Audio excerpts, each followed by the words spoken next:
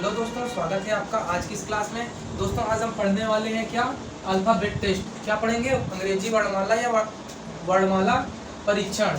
इसके बारे में आज हम देखेंगे। इसमें कौन कौन से क्वेश्चंस किस तरीके से किस टाइप के आते हैं, एक एक टाइप के अलग अलग क्वेश्चंस हम लोग आज करने वाले हैं। तो चलिए हम लोग पहला टाइप देखते हैं। टाइप फर्स्ट में देखेंगे क्या, टाइप फर्स्ट में देखेंगे अंग्रेजी वर्णमाला में। अभी एक चीज़ आपको तो पता होगा, अंग्रेजी वर्णमाला कैसे लिखी जाती है। अगर अंग्रेजी अल्फ़ाबेट्स या इंग्लिश अल्फ़ाबेट्स अगर हम पढ़ रहे हैं तो हमें इस बात का जरूर ज्ञान होना चाहिए, ए से लेकर के कितने अक्षर होते हैं, जेड तक में कितने होते हैं, 26। 26 हमारे अल्फ़ाबेट्स में अक्षर होते हैं, इससे ज़्यादा नहीं होते हैं। 26 होते हैं तो इनका एक क्रम होता है। इनका क्या होता है, एक क्रम होता है। ए के बाद बी आता है, सी आता है, डी आता है, ई आता है, उसके बाद करके जेड तक हमारे अक्षर लिखे जाते हैं। ठीक है, तो ये हमारा क्या हुआ, अंग्रेजी वर्णमाला है ना। अंग्रेजी वर्णमाला हो गई। अंग्रेजी वर्णमाला में 26 अक्षर होते हैं। तो इसी क्रम में हमें क्या करना है, इनको लगाना है। टाइप फर्स्ट में हम यही बात करने वाले हैं कि कौन सा, मतलब एक कोई क्वेश्चन दिया होगा और देने के बाद क्या करेगा, इसको अंग्रेजी वर्णमाला के क्रम के अनुसार उसी क्वेश्चन में जो दिया होगा उसी को लगाएंगे। ठीक है, तो पहले हम टाइप फर्स्ट में बात करेंगे अंग्रेजी वर्णमाला की। अंग्रेजी वर्णमाला के क्रमानुसार।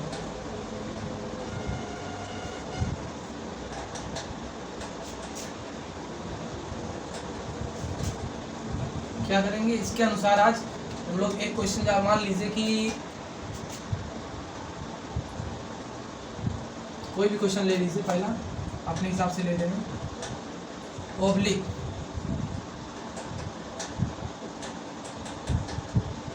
हमने ये क्वेश्चन से ले लिया। ठीक है, इसमें बहुत सारे तरीके से पूछे जाते हैं, वो तरीके के बारे में हम लोग आगे देखेंगे।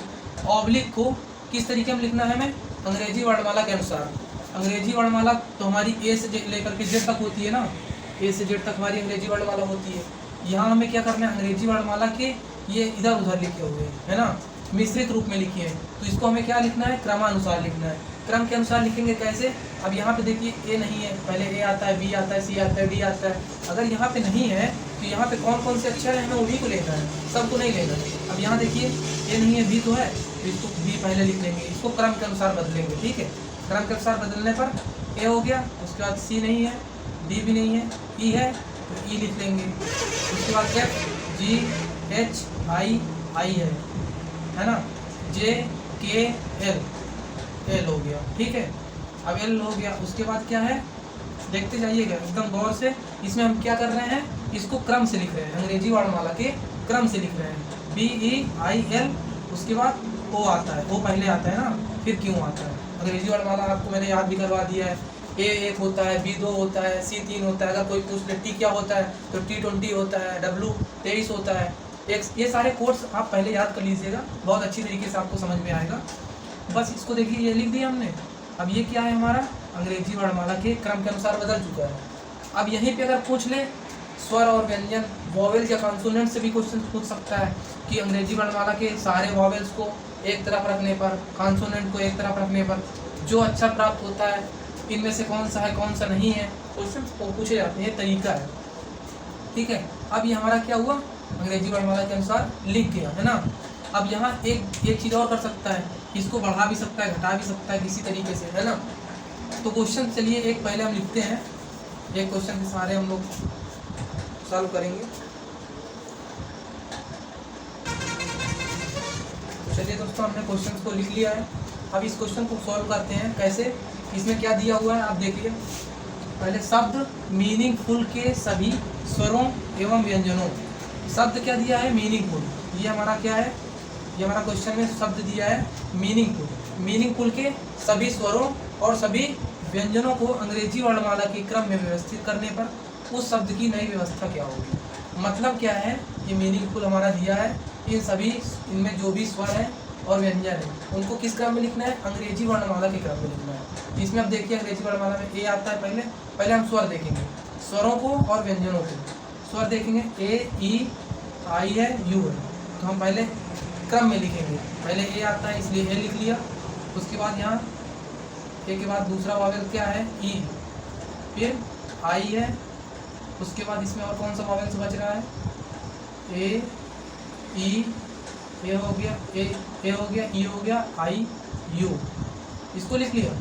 अब कौन कौन से बच रहे हैं इसमें व्यंजन, अब व्यंजन जो कॉन्सोनेंट्स दिए हैं उनको अंग्रेजी वर्णमाला क्रम में लिख देते हैं। हमने यहाँ क्या लिख लिया, वॉवेल्स को अंग्रेजी के वर्णमाला के क्रम में लिख लिया। अब हमें क्या लिखना है, व्यंजनों की स्थिति देखनी है। पहले कौन सा इसमें व्यंजन आता है, पहले जी आता है, जी हो गया, नहीं एफ, एफ भी है यहाँ पे, एफ पहले आता है जी से, इसलिए यहाँ पे एफ भी कर लेंगे, ठीक है, जी। उसके बाद एल, फिर एम भी दिया है ना, एम हो गया, ये हो गया, ये हो गया, ये भी हो गया, एम, एन और एक एन और छूट रहा है, तो 2 2 4 2 6 2 8 2 10, 2 2 4 2 6 2 8 2 10। तो हमने ये क्या किया है, यहाँ पे अंग्रेजी वर्णमाला के स्वरों, जो इसमें स्वर हैं उनको हमने व्यवस्थित कर लिया है, और जो व्यंजन है उनको भी हमने व्यवस्थित कर लिया। तो हमारा आंसर क्या होगा, ये हमारा आंसर होगा। अगर यहीं पे एक बात और कह देता, एक अक्षर उसके तुरंत बाद प्रतिस्थापित करने का, अगर प्रतिस्थापित मतलब आगे बढ़ाने के, अगर आगे बढ़ाने के लिए बोल देता तो इसकी व्यवस्था हो जाती बी, ई के बाद आता है F, I, J, U, B हो जाता, एफ, जी होता, जी, एच हो जाता, L, M, M, N, N, O, N, O. ये हमारा क्या हो जाता है, इसकी व्यवस्था हो जाती कब, जब एक स्थान या तुरंत बाद प्रतिस्थापित करने पर। प्रतिस्थापित करने का मतलब है उसको आगे बढ़ाने पर, ठीक है। ये आपको समझ में आया होगा। इसमें करना क्या है कि जो भी अंग्रेजी इसमें जो क्वेश्चन में पूछ रहा है, स्वरों और व्यंजनों को अंग्रेजी वर्णमाला के क्रम के अनुसार लिख देने पर उसकी नई व्यवस्था क्या होगी। अगर इतना कहता है कि ये होगा, अगर उसको ये बोल दे कि अंग्रेजी वर्णमाला की नई व्यवस्था को बनाने पर या व्यवस्था पूरी करने पर उसका अगला क्रम, मतलब आगे वाला एक स्थान प्रतिस्थापित करने पर, अगर एक इसमें जोड़ेंगे तो बी हो जाएगा, एक इसमें जोड़ेंगे तो 5 होता है 6 हो जाएगा, है ना। इस तरीके से ये पूरा बढ़ करके ये हमारी नई व्यवस्था बन जाएगी। तो उम्मीद है ये समझ में आया होगा। चलिए अगला क्वेश्चन देखते हैं हम, ठीक है। तो दोस्तों हमने ये क्वेश्चन से लिख लिया है। अगला हमारा टाइप जो सेकंड में है, टाइप सेकंड में हमारा ये है, वर्णमाला के क्रमानुसार अक्षरों की स्थिति में परिवर्तन। वर्णमाला के क्रमानुसार, ठीक है, उनमें स्थिति में कैसे परिवर्तन होता है, उनकी स्थिति कैसे पता करेंगे। स्थिति मतलब उनका स्थान, ठीक है। अब यहाँ हमारा क्वेश्चन क्या दिया है, वंडरफुल शब्द के अक्षरों की वर्णमाला क्रम में क्रमबद्ध किए जाने पर, वर्णमाला क्रम में क्रमबद्ध किए जाने पर कितने अक्षरों के स्थान अपरिवर्तित रहेंगे। कितने हमारे अक्षर दिए हुए हैं, है ना, इन अक्षरों के कौन से स्थान अपरिवर्तित रहेंगे, कैसे देखते हैं। वंडरफुल स्लो पढ़ेंगे लेकिन बहुत ही अच्छी तरीके से पढ़ेंगे ताकि समझ में आ जाए। एक ही क्वेश्चन से हम प्रैक्टिस में बहुत सारे क्वेश्चन ले करके इसी तरीके के क्वेश्चन आप सॉल्व करिए, सभी हो जाएंगे, क्योंकि तरीका यही है। एक तरीका समझ लेंगे तो अगला भी हमें आ जाएगा। इसमें क्या करना है, इनकी स्थिति को पता करना है, शब्द के अक्षरों को वर्णमाला के क्रम में, इसको पहले क्या करना है, क्रम में व्यवस्थित करना है। क्रम में हमने बताया अभी पहले क्वेश्चन में कि पहले हम जो अंग्रेजी वर्णमाला में पहले आते हैं उनको हम पहले लिखते हैं। यहाँ पे ए आता है, ए नहीं है, बी आता है, नहीं है, सी, डी, ई, डी है। अब यहाँ डी लिख लिया, उसके बाद ई आता है, फिर ई के बाद क्या आता है, एफ, फिर डी, ई, एफ, एल हो गया,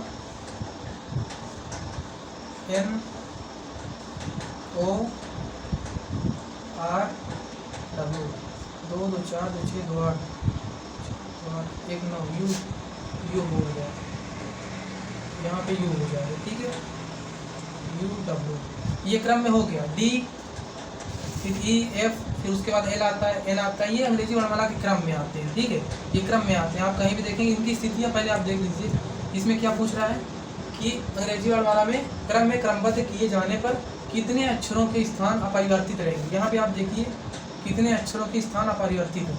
यहाँ पे देखिए परिवर्तित हो गया, डब्ल्यू था, यहाँ डी हो गया, यहाँ ओ था, ई हो गया, एन था, एफ हो गया, डी था, एल हो गया, ई था, एन हो गया, आर था, ओ हो गया, एफ था, आर हो गया। अब यहाँ एक देखिए, यहाँ यू था, यू है, सेम है ना। तो यहाँ पे क्या है, यहाँ नहीं है, ठीक है। यहाँ पे क्या है, सेम है तो एक स्थान यू का स्थान अपरिवर्तित रहेगा, हमारा आंसर यही होगा, ठीक है। समझ में आया। इसका कहने का मतलब ये है, उसको अंग्रेजी वर्णमाला क्रम में लिख दो, लिखने के पे क्या है, उसका किसका स्थान नहीं बदल रहा, यू का स्थान नहीं बदल रहा। देखो यहाँ पे भी यू था, उसके जस्ट सामने यहाँ भी यू है। तो इस तरीके क्वेश्चन को हम इसी तरीके करेंगे, एक दूसरे के नीचे लिख लेंगे, और अगर परिवर्तन करने के लिए बोल रहा है उसी तरीके परिवर्तन कर देंगे, ठीक है। तो चलिए इसको इरेज करके हम अगला देखते हैं। इस अगले वाले में भी एक स्थिति से अनुसार है, इसी स्थिति को ज्ञात करना है, उसमें वर्णमाला के क्रम में रखना है।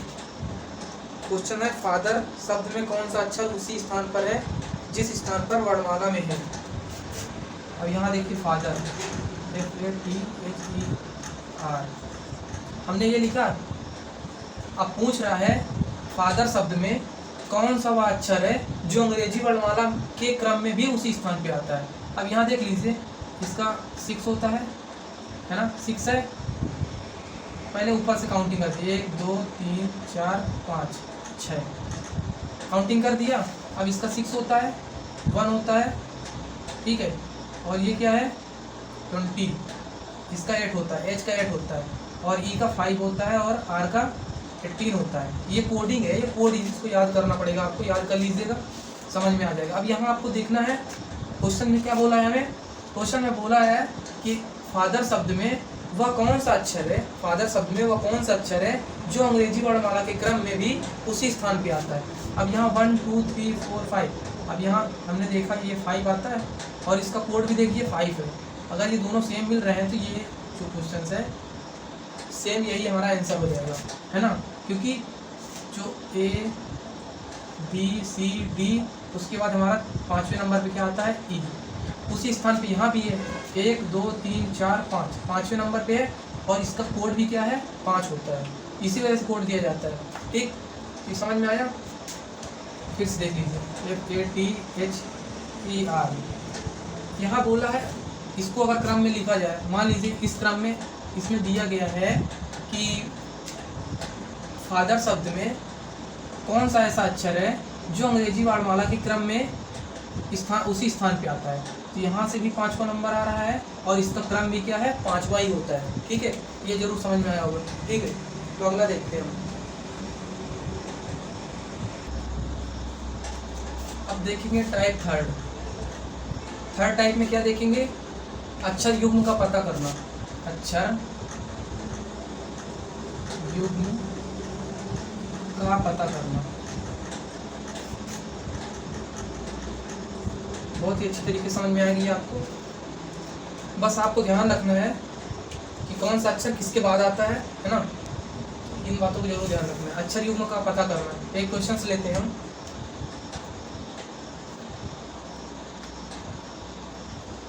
काउंटर एक्ट,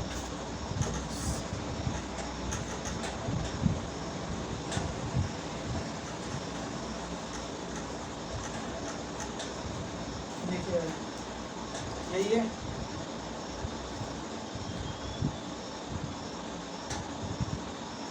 इसमें क्वेश्चन बोला है काउंटर एक्ट में अक्षरों के ऐसे कितने जोड़े हैं जिसमें प्रत्येक को उसके बीच में उतने ही अक्षर हैं जितने कि अंग्रेजी वर्णमाला के, ठीक है। इसको पहले पूरा क्वेश्चन लिख लेते हैं, पूरा क्वेश्चन लिख लेते हैं। तो चलिए दोस्तों, हमने क्वेश्चन को लिख लिया है। अब इसको देखते हैं इसमें करना क्या है। अक्षर युग्म या जोड़ा भी लिख सकते हैं। जोड़े का पता लगाना है कैसे। इसमें अगर ये हमारा वर्ड दिया हुआ है, इसको पहले पूरा पढ़ लीजिए। काउंटर एक्ट में अक्षरों के ऐसे कितने जोड़े हैं, अक्षरों के ऐसे कितने जोड़े हैं जिनमें प्रत्येक के बीच उतने ही अक्षर हैं जितने कि अंग्रेजी वर्णमाला के क्रम में। मान लीजिए कि हमने यहाँ लिखा, एक उदाहरण के जरिए समझते हैं, ABCD, उसके बाद हमने यहाँ लिखा F, है ना, F, मान लीजिए कुछ भी लिखते हैं, फिर उसके बाद ZIJIH,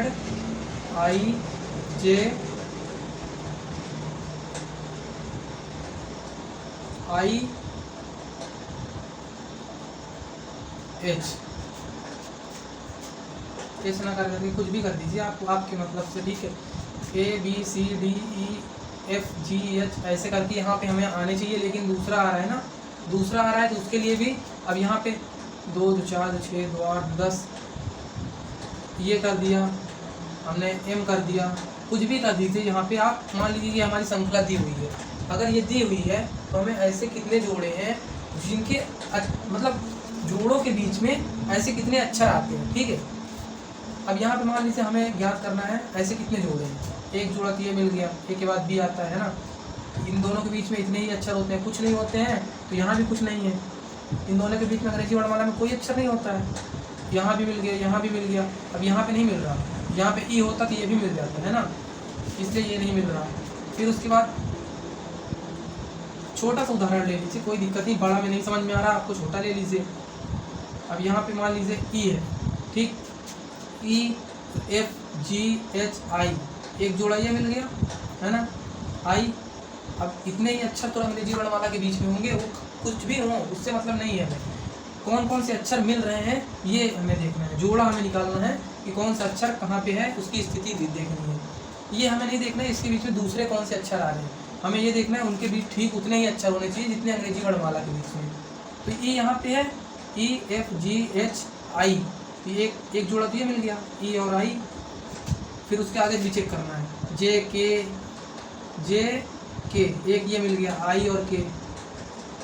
अब यहाँ भी देखिए आई के बाद जे आता है, जे नहीं है कोई बात नहीं, इसके अगला वाला अक्षर हमें जोड़ा चाहिए, जोड़ा मिल रहा है आई और जे, आई और के मिल गया ये। उसके बाद KLM नहीं होगा, ठीक है। उसके बाद ZI ऐसे करके हम लोग चेक करते हैं। अब यहाँ भी हमें चेक करना है, जेड के बाद ABCDEFGI J एक ये मिल रहा है, आई के बाद ये भी जे हमें मिल रहा है ना, अच्छा ये जे नहीं था दूसरा था, कोई बात नहीं, कुछ भी कर दीजिए, इसको एस कर दीजिए, तो ये नहीं मिल रहा है। तो जो मिल रहा है हमने देख लिया, ये 2 मिल रहे हैं, उसी प्रकार हमको यहाँ भी करना है। ये उदाहरण की जरिए हमने बताया, इसी तरीके से ज़्यादा बड़ा उदाहरण हो गया। तो काउंटर एक्ट में क्या है, काउंटर एक्ट में आप देखिए CDE, उसके बाद FGHI JKL कोई नहीं मिला। फिर यहाँ दूसरा अक्षर देते हैं OPQRSTUVW कोई नहीं मिला। फिर यू देखते हैं, यू के बाद बी आता है, WXYZAB नहीं, NOPQRST ये मिला, देखो N और T एक जोड़ा मिला, N उसके बाद OPQRST एक जोड़ा मिला, N और T। फिर आगे भी चेक करते हैं, T के बाद TUVWXY नहीं मिला, फिर EFGHI नहीं मिला, उसके बाद RSTU नहीं मिल रहा, ABC नहीं मिला। अब इधर से चेक कर लीजिए, TUVWXYZABC यहाँ पे एक जोड़ा मिला हमारा, T और C। आपको पता होगा ये अंग्रेजी वर्णमाला क्रम होता है, यहाँ मान लीजिए XYZ फिर ABCDEFGHI ऐसे करके ये क्रम होता है। तो अगर Z तक खत्म हो जाता है तो फिर S स्टार्ट कर देते हैं। वैसे ही हमने यहाँ किया है TUVWXYZABC, तो यहाँ पे 2 जोड़े हमें ऐसे मिले कि ठीक उनके मध्य में इतने ही अक्षर हैं जितने अंग्रेजी वर्णमाला के क्रम में। उसी तरीके और देखते हैं, CDEFGHIJK नहीं मिला, ABCDEFGH नहीं मिला, RST एक ये मिल गया, T और R ये मिला ना, T।